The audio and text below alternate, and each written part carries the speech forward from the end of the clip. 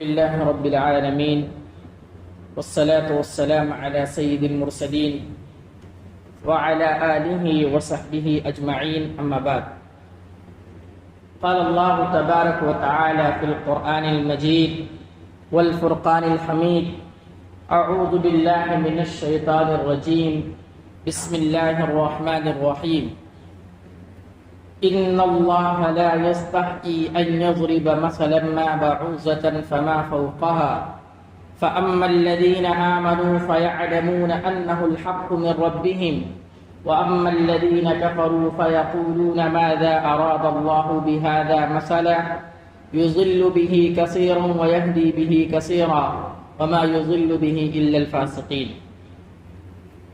سورہ بقرہ کی یہ ایک آیت ہے۔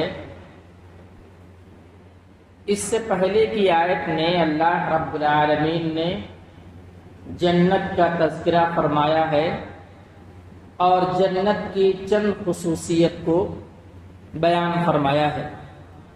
اس کے بعد اللہ رب العالمین نے اس آیت کے اندر اس بات کی وضاحت کی ہے کہ اللہ رب العالمین مثال دینے میں شرماتا نہیں ہے۔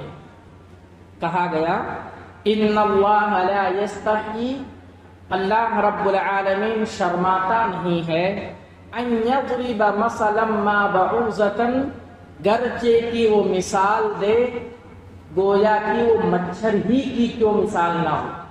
یعنی اللہ رب العالمین نے قرآن مجید کے اندر ایسے چیزوں کی مثال دی ہے کہ جس سے ہم اور آپ کو پتہ لگتا ہے کہ اللہ رب العالمین شرماتا نہیں ہے۔ کہیں پر مچھر کی مثال دی سمجھانے کے لیے، کہیں پر ٹڈی کی مثال دی، کہیں پر پروانے کی مثال دی، اسی طریقے سے اللہ رب العالمین نے چونٹی کی مثال دی۔ تو قرآن مجید کے اندر اللہ رب العالمین نے لوگوں کو سمجھانے کے لیے کفار قریش کو یا رہتی دنیا تک لوگ جو اس دنیا کے اندر آنے والے ہیں، اللہ رب العالمین نے ان کو سمجھانے کے لیے طرح طرح کے چیزوں کی مثال دی ہے۔ تو اس آیت کے اندر وہی کہا گیا ہے کہ اللہ رب العالمین جب مچھر کی مثال دیتا ہے یا اس سے برتر لوگوں کی یا اس سے برتر چیز کی مثال دیتا ہے تو اللہ رب العالمین شرماتا نہیں ہے۔ چونکہ کفار قریش کے سامنے اللہ رب العالمین نے جب یہ چیلنج کیا کہ اگر تم قرآن میں تم شک کرتے ہو، قرآن کی جو آیات ہیں، اللہ کی جو فرمودات ہیں، اگر تم کو اس کے بارے میں شک ہے تو ایک صورت لا کر کے پیش کرو۔ ایک صورت پیش نہیں کر سکتے، ایک آیت لا کر کے پیش کرو، تو یہ لوگ قاصر ہو گئے اور ان کو اس بات کا علم ہو گیا کہ یہ قرآن کوئی معمولی کتاب نہیں ہے، یہ اللہ رب العالمین کا کلام ہے اور یہ معجزہ ہے۔ تو انہوں نے اعتراض کیا کہ یہ کون سی کتاب ہے؟ یہ اگر اللہ رب العالمین کا کلام ہے، یہ اللہ رب العالمین کی باتیں ہیں، اللہ رب العالمین کا فرمان ہے، تو اس کلام میں مچھروں کی مثال کیوں دی گئی ہے؟ اس کلام میں ٹڈی کی مثال کیوں دی گئی ہے؟ اس قرآن میں پروانوں کی مثال کیوں دی گئی ہے؟ اس قرآن میں چونٹی کی مثال یا مکڑی کی مثال کیوں دی گئی ہے؟ تو یہ لوگ اعتراض کرنے لگے۔ تو اللہ رب العالمین نے کہا کہ میں جب اس کلام کو پیش کرتا ہوں، اپنے نبی پر جب اس قرآن کو نازل کرتا ہوں، تو چاہے مچھروں کی مثال دوں، چاہے ٹڈیوں کی مثال دوں، میں شرماتا نہیں۔ اللہ رب العالمین کہ اس آیت کے اندر اللہ رب العالمین نے بیان کرنے کی یہ بیان کیا ہے۔ اس کے بعد اللہ رب العالمین نے کہا فَأَمَّا الَّذِينَ آمَنُوا، جو لوگ ایمان لاتے ہیں، جن لوگوں کا یقین ہے، جو لوگ ایمان والے ہیں، فَيَعْلَمُونَ أَنَّهُ الْحَقُّ مِنْ رَبِّهِمْ، ان کو اس بات کا علم ہے کہ حق کیا ہے، ان کے رب کی جانب سے حق کیا ہے، ان کو اس بات کا علم ہے۔ جو مسلمان ہوتا ہے، جو مومن ہوتا ہے، وہ قرآن کے بارے میں شک نہیں کرتا۔ قرآن تو اس کا علم ہوتا ہے اور وہ قیل و قال نہیں کرتا ہے کہ یہ ہوا تو کیوں ہوا، ایسا ہے تو کیوں ہے، یہ جو ہے شک کی گنجائش نہیں ہوتی ہے، وہ اللہ رب العالمین پر ایمان رکھتا ہے۔ لیکن جو کافر ہوتا ہے، جو مشرک ہوتا ہے، جو قرآن نہیں پڑھتا ہے، قرآن کو سمجھنے کی کوشش نہیں کرتا ہے، وہ بلا قیل و قال بات کرتا ہے، ایسا ہے تو کیوں ہے، یہ مثال دی گئی ہے تو کیوں مثال دی گئی ہے، اللہ رب العالمین نے ایسا کیوں کہا ہے، اللہ رب العالمین نے ایسا کیوں نہیں کہا ہے۔ تو جو کافر ہوتا ہے، جو مشرک ہوتا ہے، جو اللہ پر، یوم آخرت پر، قرآن پر ایمان نہیں رکھتا ہے، وہ طرح طرح کی باتیں کرتا ہے۔ اس میں اللہ رب العالمین نے یہی کہا فَأَمَّا الَّذِينَ آمَنُوا، جو لوگ ایمان والے ہیں، جو ایمان رکھتے ہیں، فَيَعْلَمُونَ أَنَّهُ الْحَقُّ مِنْ رَبِّهِمْ، ان کو اس بات کا علم ہے کہ حق کیا ہے، سچ کیا ہے۔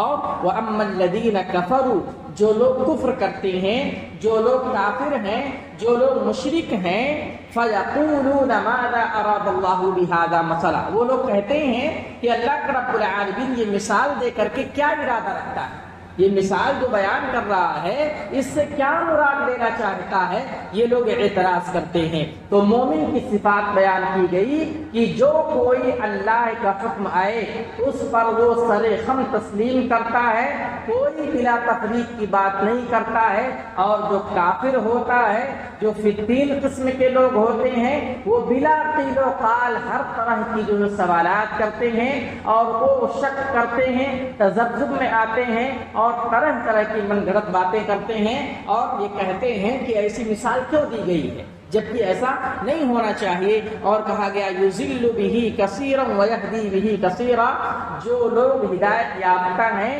قرآن کو پڑھ کر کے، وہ لوگ ان کی ایمان میں، ان کی ہدایت میں زیادتی ہوتی ہے، اور جو لوگ گمراہ ہیں، جو لوگ کافر ہیں، وہ ایسی باتوں میں الجھ کر کے اپنی گمراہی میں اور زیادہ گمراہ ہوتے رہتے ہیں۔ اور قرآن میں ہے مَا نُوَلِّهِ تَوَلَّىٰ وَنُصْلِهِ مَا جَهَنَّمَ، کہ جو جس طرف مڑنا چاہتا ہے، جو جس طرف جانا چاہتا ہے، اللہ رب العالمین اس کو اس کی طرف اور رہنمائی کرتا ہے، وہ گمراہی کی طرف جاتا رہتا ہے۔ تو اللہ رب العالمین نے یہ کہا ہے اور وما یضل به الا الفاسقین، وہی لوگ گمراہ ہوتے ہیں جو فسق و فجور میں مبتلا ہو جاتے ہیں۔ تو اس آیت کے اندر اللہ رب العالمین نے یہ کہا ہے کہ قرآن کے بارے میں کوئی شک نہ کرے، قرآن میں جو باتیں بیان کی گئی ہیں اس پر ہم اور آپ کو ایمان ہونا چاہیے، اس پر ہم اور آپ کو یقین ہونا چاہیے، شک کی گنجائش نہیں کرنی چاہیے۔ اور ایمان والے کی خصوصیت بیان کی گئی ہے کہ حقیقی معنوں میں ایمان والے وہی ہیں کہ حق بات کو سن کر کے، قرآن کو سن کر کے اس پر یقین کریں، اور یقین کرنے کے بعد اس پر ایمان لائیں۔ اور جو کافر ہوتا ہے، مشرک ہوتا ہے، وہ قرآن کو پڑھ کر کے اور اس طرح کی آیات کو پڑھ کر کے وہ گمراہی میں چلا جاتا ہے اور طرح طرح کی باتیں کرتا ہے، اور وہ وہی لوگ کرتے ہیں جو فاسق و فاجر ہوتے ہیں۔ تو قرآن میں اس طریقے کی باتیں ہیں۔ اللہ رب العالمین مومنوں کو، مسلمانوں کو، کفار قریش کو سمجھانے کے لیے طرح طرح کی مثالیں بیان کی ہے، اور اس طریقے سے یہ بھی کہا گیا ہے کہ ہم اور آپ قرآن پڑھیں، قرآن کو پڑھیں، اس میں کیا تعلیمات دی گئی ہیں اس کو سمجھیں، اور اس کو پڑھنے کے بعد اس کو اپنی زندگی میں نافذ کریں۔ قرآن ہمارے لیے نازل کیا گیا ہے، قرآن معجزہ ہے، قرآن کی ایک ایک حرف کو پڑھنے پر ہم اور آپ کو 10 نیکیاں ملتی ہیں۔ اس لیے قرآن کو پڑھنے، سمجھنے اور اس کے ساتھ ساتھ اس پر عمل کرنے کی ضرورت ہے۔ اللہ رب العالمین سے دعا ہے کہ اللہ رب العالمین تو ہمیں کہنے سننے سے زیادہ عمل کرنے کی توفیق عطا فرما۔ اے اللہ رب العالمین تو ہمیں قرآن و سنت کے مطابق زندگی گزارنے کی توفیق عطا فرما۔ اے اللہ رب العالمین قرآن میں جو فرمودات بیان کیے گئے ہیں اس کو پڑھنے اور اس کے ساتھ ساتھ اس کو اپنی زندگی میں نافذ کرنے کی توفیق عطا فرما۔ آمین۔ وآخر دعوانا الحمد للہ رب العالمین۔ السلام علیکم ورحمۃ اللہ وبرکاتہ۔